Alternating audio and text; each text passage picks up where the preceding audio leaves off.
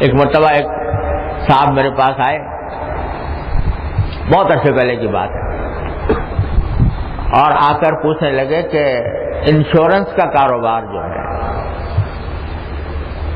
جو ہوتا ہے وہ حلال ہے کہ حرام ہے؟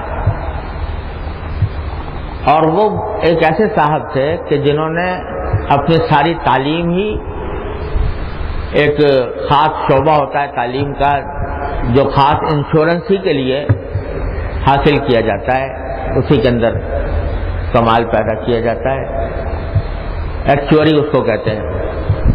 تو اس زمانے میں پاکستان کے اندر اکا دکا ایک دو ہی کوئی ہوں گے جنہوں نے یہ تعلیم حاصل کی ہوگی۔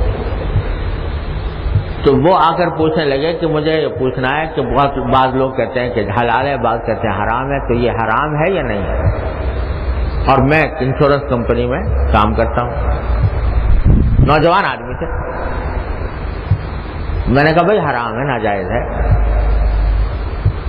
کہا کہ پھر میری ملازمت جو ہے وہ، میں نے کہا بھائی ملازمت بھی ناجائز ہے، لیکن ہمارے بزرگوں نے یہ کہا ہے کہ بھائی ایسے موقع پر آدمی کو یہ کرنا چاہیے کہ توبہ استغفار بھی کرتا رہے اور کوئی دوسری ملازمت تلاش کرے، اس طرح تلاش کرے جیسے بے روزگار آدمی تلاش کرتا ہے، اور جب مل جائے تو چھوڑ دے، اس وقت تک استغفار کرتا رہے۔